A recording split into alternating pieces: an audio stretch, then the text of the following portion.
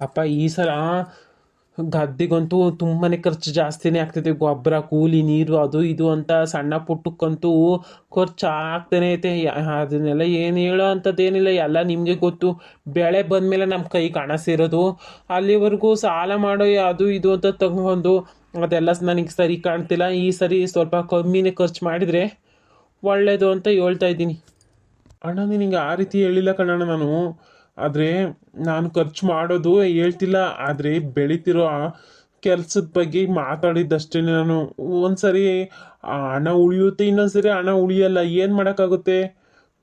ಕೊನೆಗೆ ಬೆಳೆ ಬರುತ್ತಲ್ವಾ, ಆವಾಗ ಏನು ಎತ್ತ ಅಂತ ಗೊತ್ತಾಗುತ್ತೆ ನಮಗೆ. ಅಲ್ಲಿವರೆಗೂ ಏನು ಗೊತ್ತಾಗಲ್ಲ. ಅದಕ್ಕೇನೆ ಸೂಕ್ಷ್ಮವಾಗಿ ನಾವು ಏನೇನು ಮಾಡ್ಬೇಕು ಅದನ್ನು ಮಾತ್ರ ಮಾಡಬೇಕು. ಸುಮ್ಮನೆ ಜಾಸ್ತಿ ಖರ್ಚು ಮಾಡಿ ಇದು ಮಾಡಬಾರ್ದು ಅಂತ ಹೇಳಿದ್ದು ನೀನು ಬೇರೆ ಅರ್ಥದಲ್ಲಿ ತಿಳ್ಕೊಂಡಿದೀಯಾ ಅಷ್ಟೇ. ಈ ಸಲ ಮತ್ತೆ ಅದೇ ತಪ್ಪು ಮಾಡಬಾರ್ದು ಅಂತ ಈಗ ಸ್ವಲ್ಪ ಖರ್ಚು ಮಾಡಿದರೆ ಮುಂದೆ ನಷ್ಟ ಆದ್ರೂ ತಪ್ಪಿಸ್ಕೋಬೋದಲ್ವಾ ಅಂತ ನಾನು ಆ ರೀತಿ ಹೇಳಿದ್ದು.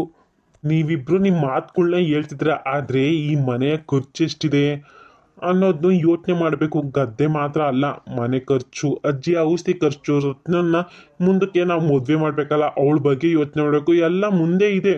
ನಮ್ಮ ಕೈಲಿ ಇರೋದು ಹಣಕ್ಕೆ ತಕ್ಕಂತೆ ಹೆಜ್ಜೆ ಇಡಬೇಕು. ಯಾರ ಮಾತು ತಪ್ಪು ಅಂತ ಹೇಳ್ತಿಲ್ಲ ನಾನು, ಆದರೆ ಎಲ್ಲನೂ ಒಟ್ಟಿಗೆ ಸೇರಿ ಕೂತ್ಕೊಂಡು ಮಾತಾಡಿ ಚರ್ಚೆ ಮಾಡಿ ಒಂದು ನಿರ್ಧಾರಕ್ಕೆ ಬರಬೇಕು. ಒಬ್ಬೊಬ್ರದ್ದೇ ಒಂದೊಂದು ಅಭಿಪ್ರಾಯ ಇರುತ್ತೆ, ತಪ್ಪಲ್ಲ, ನಾನು ತಪ್ಪು ಅಂತ ಹೇಳ್ತಾ ಇಲ್ಲ.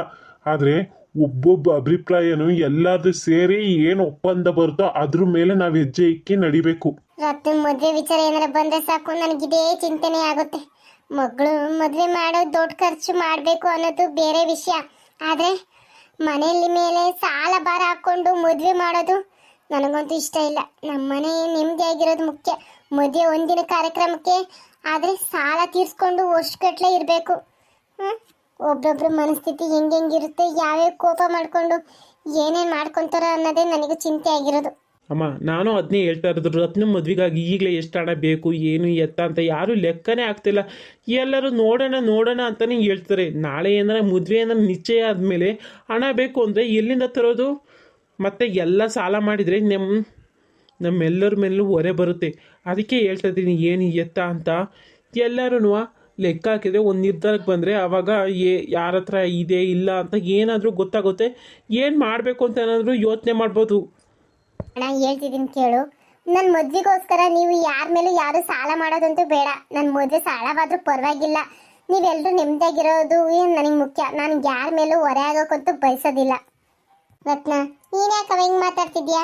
ಮಗಳು ಮದುವೆ ಆಗೋದು ಹೊರೆ ಅಲ್ಲ ಕಣವ, ಆದರೆ ನನ್ನ ಕೈಲಾದಷ್ಟು ಮಾಡಬೇಕು ಅನ್ನೋದು ಬೇರೆ.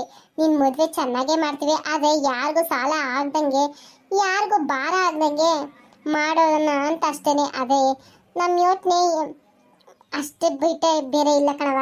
ನೀನು ನನ್ನ ಮದುವೆ ಇಷ್ಟು ದೊಡ್ಡವಳು ಮಾಡಿ ನೀನು ಇಷ್ಟೊಂದು ಚೆನ್ನಾಗಿ ನೋಡಿಕೊಂಡು ಮದುವೆ ಮಾಡ್ಕೊಡೋದು ಅದು ಕಷ್ಟ ಆಗುತ್ತೇನವ? ಹಂಗಲ್ಲ ಕಣವ, ಯಾರ ಮೇಲೂ ಹೊರೆ ಆಗಬಾರ್ದು. ಜೀವನ ಪೂರ್ತಿನೂ ಖುಷಿಯಾಗಿರ್ಬೇಕು, ಖುಷಿಯಾಗಿ ಮದುವೆ ಮಾಡ್ಕೊ.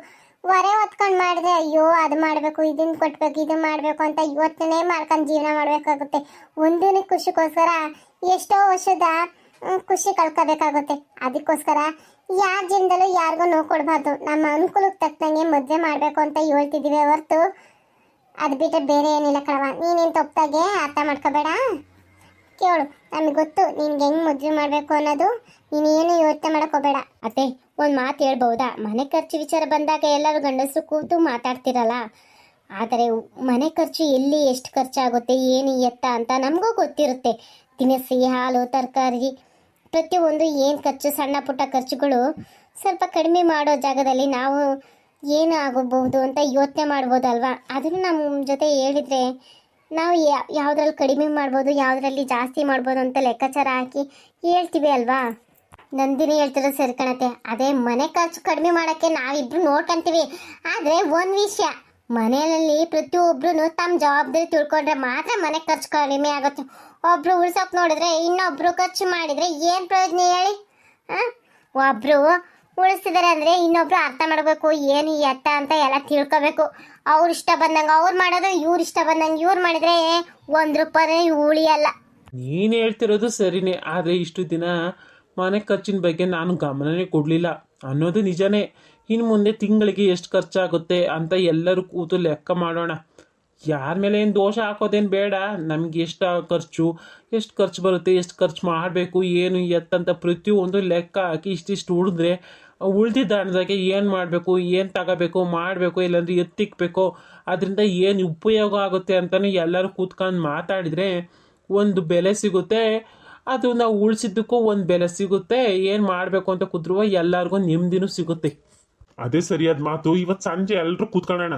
ಗದ್ದೆ ಖರ್ಚು ಎಷ್ಟು ಬರುತ್ತೆ, ಮನೆ ಖರ್ಚು ಎಷ್ಟು ಬರುತ್ತೆ, ರತ್ನ ಮದ್ವೆಗೆ ಏನು ಬರುತ್ತೆ, ಮೂರನ್ನು ಬೇರೆ ಬೇರೆ ಲೆಕ್ಕಕ್ಕೆ ಹಾಕೋಣ. ಯಾವುದಕ್ಕೆ ಎಷ್ಟು ಹಣ ಬೇಕು ಅಂತ ಗೊತ್ತಾಗುತ್ತೆ. ಆಮೇಲೆ ತೀರ್ಮಾನ ಮಾಡೋಣ ಏನು ಎತ್ತ ಅಂತ.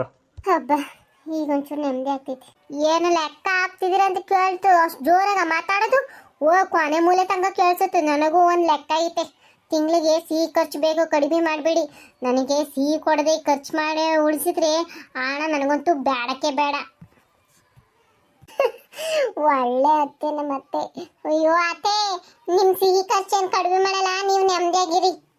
ಏನಂದೆ? ನಾನು ಸೀರೆ ಖರ್ಚು ಕಡಿಮೆ ಮಾಡ್ತೀರಾ? ಅಯ್ಯೋ ಅತ್ತೆ, ನಾನೇನು ಸೀರೆ ಸಿಹಿ ಅಂತ ಅಂದಿದ್ ನಾನು. ಓಹೋ, ನನ್ ಕಿವಿ ಕೇಳಿಸಲ್ಲ ಅಂತ ನಿಮ್ಗೆ ಇಷ್ಟು ಬಂದಂಗೆ ಮಾತಾಡ್ತೀರಾ? ಓಹೋ, ನೀನು ಏಳು ಲೆಕ್ಕಾಚಾರದಾಗೆ ನಿಂದೇನೈತತೆ, ಎಲ್ಲ ನಂದೇ ಇರೋದು. ನೀವೇನ್ ಮಾಡ್ತೀರಾ ಮಾಡ್ಕೊಳ್ರಿ, ನಾವು ಮಾಡೋದು. ನಿಮ್ಮ ಮನೆಗೆ ಇಲ್ಲೇನೈತೆ ಅಂತ ಹೇಳ್ತಿದ್ದೀರಲ್ಲ, ನಮ್ಮ ಮನೆಗೆ ಇಲ್ಲೇನೈತಪ್ಪ, ಎಲ್ಲ ಮಾಡಿದಾಯ್ತು, ಮಟ್ಟಿದ್ದಾಯ್ತು, ಮಗು ನೆತ್ತಿದ್ದಾಯ್ತು, ಮೊಮ್ಮಕ್ಕಳನ್ನ ಕೊಟ್ಟಿದ್ದಾಯ್ತು, ಮತ್ ನೀನ್ ಸೊಸೆ ತಂದಿದ್ದಾಯ್ತು, ಎಲ್ಲ ನಿಂದೇ ಅಲ್ಲೇ, ನಂದೇನೈತೆ ಹೇಳು. ಮಾಡು ಅದೇನೇನು ಮಾಡ್ತೇವೆ ಮಾಡು. ನಮ್ಮ ಈ ಮನೆಗೆ ಎಲ್ಲಿ ನಡೀತೈತೆ ಹೇಳು ನನ್ನ ಮಾತು. ಸ್ವಲ್ಪ ಸಮಯದ ನಂತರ. ಭಾಗ್ಯ, ಒಂದು ನಿಮಿಷ. ಏನಾಯ್ತು? ಯಾಕೆ ಈ ಬುಕ್ಕ ತೆಗ್ದಿದ್ದೀರಾ? ಏನಾಯ್ತು? ಯಾಕ್ರಿ ಈ ಬುಕ್ಕ ತೆಗ್ದಿದ್ದೀರಾ? ಭಾಗ್ಯ, ನಾವು ಇಷ್ಟು ದಿನ ಸಾಲ ತೀರಿತೆ ಅಂತ ಅಂದ್ಕೊಂಡಿದ್ವಲ್ಲ, ಅದು ಇನ್ನೂ ಇಷ್ಟು ಉಳಿದಿದೆ. ಇನ್ನು ನಾವು ಸಾಲ ತೀರಿಸ್ಲೇಬೇಕು. ಏನಪ್ಪ ಅದು? ಏನೋ ಸಾಲ ಅಂತ ಹೇಳ್ತಿದ್ದೆ, ಬುಕ್ಕ ಬೇರೆ ತೆಗ್ದಿದೆ. ಕೊಡಿರಿ ನೋಡ್ತೀನಿ ಎಷ್ಟೈತೆ. ಈ ಕತೆ ನಿಮಗೆ ಇಷ್ಟವಾದಲ್ಲಿ ಲೈಕ್ ಅಂಡ್ ಶೇರ್ ಸಬ್ಸ್ಕ್ರೈಬ್ ಮಾಡಿ ಪ್ಲೀಸ್. ಸಹಕರಿಸಿ ಈ ಕಥೆಯನ್ನು ಮುಂದುವರಿಸೋಣ.